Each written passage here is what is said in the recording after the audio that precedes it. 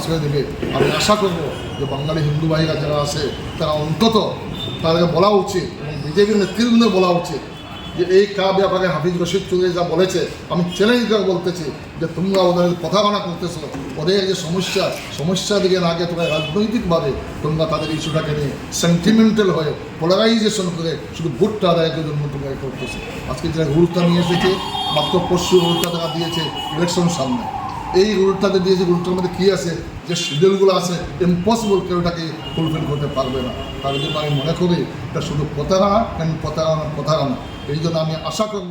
দীর্ঘ ৭০ বছর পর করিমগঞ্জ লোকসভা অনুসূচিত জাতি সংরক্ষণ মুক্ত হলেও বিজেপি এই আসনে অনুসূচিত জাতির একজনকে প্রার্থী করেছে। অথচ মিশন রঞ্জন দাস এবং সুব্রত ভট্টাচার্যের মতো বিজেপির তাবর নেতারা প্রার্থিত্বের দাবিদার ছিলেন। তারা প্রার্থী হলে আমার সঙ্গে লড়াই হতো, কৃপানাথ মালহর সঙ্গে কোনো লড়াই হবে না। এভাবেই নিজের জয় আত্মপ্রত্যয় জানালেন কংগ্রেস প্রার্থী আইনজীবী হাফিজ রশিদ আহমেদ চৌধুরী। জেলার বিভিন্ন জায়গায় র্যালি করে তিনি বৃহস্পতিবার সন্ধ্যার পর করিমগঞ্জ শহরের কংগ্রেস কার্যালয়ে পৌঁছাবার পর দলের কর্মী সমর্থকরা স্লোগান দেন। সেই সময় তার সঙ্গে ছিলেন বিভিন্ন মণ্ডলের পদাধিকারীরা। পরে সাংবাদিকদের সঙ্গে কথা বলতে গিয়ে তিনি বলেছেন, দীর্ঘ ৭০ বছর করিমগঞ্জ লোকসভা আসন তপশিলি সংরক্ষণ ছিল।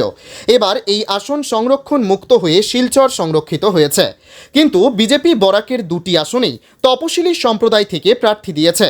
এটা ঠিক হয়নি, সাধারণ সম্প্রদায়কে অসম্মান করা হয়েছে। তিনি বলেন, সাংসদ কৃপানাথের রিপোর্ট কার্ড এত ভালো ছিল না যে তাকেই ফের প্রার্থী করতে হবে। এই আসনে প্রার্থী হওয়ার দাবিদার ছিলেন মিশন রঞ্জন দাস এবং সুব্রত ভট্টাচার্য। তাদের প্রার্থী করা হলে আমার সঙ্গে লড়াই হতো, কিন্তু কৃপানাথের সঙ্গে কোনো লড়াই হবে না। উত্তর করিমগঞ্জের বিধায়ক কমলাক্ষ দে পুরকায়স্থের সমালোচনা করে হাফিজ রশিদ বলেন, ইডিকে ভয় করে বিজেপিকে সমর্থন করা মোটেই ঠিক হয়নি কমলাক্ষের।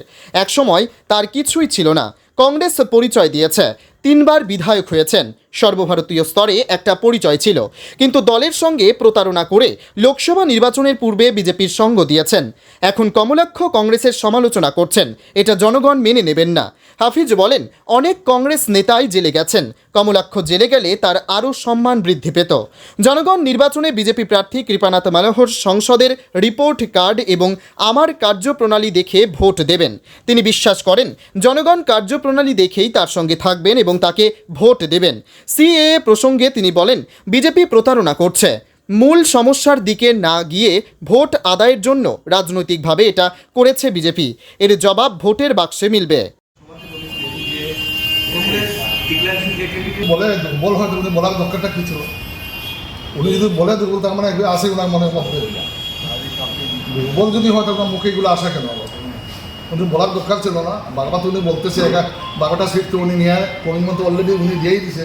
তো উনি আগে থেকেই জানে, আমার যেটা জানে উনি, আমি এখানে সেকেন্ডারি আগে থেকে বলতে কর্মী ছেড়ে দিছি ওনার হিসাব থেকে।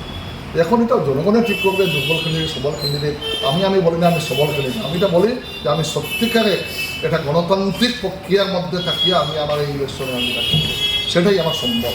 এবং করিমগঞ্জবাসী, হাইলাকান্দিবাসী আমার সম্পদ, আমাদের বিভিন্ন পঞ্চায়েত অর্গানাইজেশন এবং আমাদের ব্লক কংগ্রেস, মণ্ডল কংগ্রেস, অন্যান্য কর্মকর্তা যারা আছে কংগ্রেসের, একদম নিষ্ঠাবান কর্মী যারা আছে, নেতৃবৃন্দ আছে, তাদের উপরে আমি নির্ভর করে আমি ইলেকশনে এসেছি।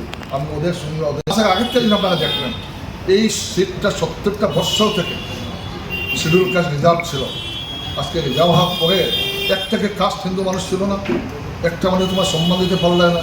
2টা সিট ব্লক পেলের মধ্যে 2টা সিটটা তোমরা দিয়ে, আমি against, I am not against schedule caste, কিন্তু আমি বলতেছি আজকে জেনারেল কাস্ট মানুষ অ্যাভেলেবল, ভালো ভালো ক্যান্ডিডেট অ্যাভেলেবল এখানে, তাদের প্রতি তুমি অসম্মানে করলে না? নাই, তাদেরকে তো অসম্মানে করলে। তোমার ভালো ভালো ক্যান্ডিডেট ছিল, তাদেরকে একটা রিকনসিল দেওয়া সম্ভব ছিল না? তোমাদের 2টা সমস্যা তোমরা দিয়ে দিলে আপনাকে, এই সমস্যাটা 70টা বৎসর টাকা খাইল। আজকে আবার তুমি ওনাকে দিতেছ। এবং উনি যদি বুঝতাম যে উনি সন্তোষ মনের মতো একটা বলিষ্ঠ পদক্ষেপ ছিল, মহিতুষ পুকের মতো রিজাইন দিতে পেরেছে আসাম অ্যাসেম্বলি থেকে, এই ধরনের যদি কোনো ওনার কন্ট্রিবিউশন থাকতো তাহলে তো নিশ্চয়ই ওনাকে দিতে পারতো। আমি তো মনে করি না এমন কোনো কোয়ালিটি আছে। এইটা বাদ দিয়ে আমাদের এত ভালো ভালো ক্যান্ডিডেট ছিল, আমার প্রতিদ্বন্দ্বী, আমাকে ভালো লাগতো যদি আজকে ওদের সঙ্গে আমি কন্টেস্ট করতে পারতাম। যাদের দেহ নাই, আজকে মিশন রঞ্জন দাস, সুব্রত বাবু, ওরা ফিল্ডে থাকলে আমি আরো বেশি ইয়ে দিতাম, আমি ভালো পাইতাম, আমি কন্টেস্ট করতে পারতাম, ভালো করে কন্টেস্ট করতাম। ওনার সঙ্গে আমার কী কন্টেস্ট করবে? ওনাকে তো মানুষের রিজেক্ট করবে। প্রায় 2 লক্ষ সংখ্যালঘু ভোট আশ্রয় দেবে। আমি আশা করবো যে বাঙালি হিন্দু ভাইরা যারা আছে তারা অন্তত তাদেরকে বলা উচিত এবং বিজেপির নেতৃবৃন্দ বলা উচিত যে এই ব্যাপারে হাফিজ রশিদ চৌধুরী যা বলেছে, আমি চ্যালেঞ্জ করে বলতেছি যে তোমরা ওদের কথাবার্তা করতেছো, ওদের যে সমস্যা দিকে না গিয়ে তোমরা রাজনৈতিকভাবে তোমরা তাদের ইস্যুটাকে নিয়ে সেন্টিমেন্টাল হয়ে পোলারাইজেশন করে শুধু ভোটটা আদায়ের জন্য তোমরা করতেছো। আজকে যে রুলটা নিয়ে এসেছে, মাত্র পরশু রুলটা তারা দিয়েছে ইলেকশন সামনে। এই রুলটাতে দিয়েছে, রুলটার মধ্যে কী আছে, যে শিডিউলগুলো আছে ইম্পসিবল কেউ এটাকে ফুলফিল করতে পারবে না। তার জন্য আমি মনে করি এটা শুধু প্রতারণা। এই জন্য আমি আশা করবো, আমি এই ইস্যু নিয়ে আমি আজকে 30 বছর থেকে এই ইস্যু নিয়ে আমি ফাইট করতেছি, এইগুলো ইস্যু নিয়ে, এবং বাঙালি হিন্দু মুসলমান সবার জন্য আমি করতেছি। এবং এটাও আমি বলি যে আমি বাঙালির কথা যখন বলবো, আমি আসামিদের এগেনস্টে আমি নয়, আমি চাই আসামি এবং বাঙালি সমন্বয় হইতে লাগে।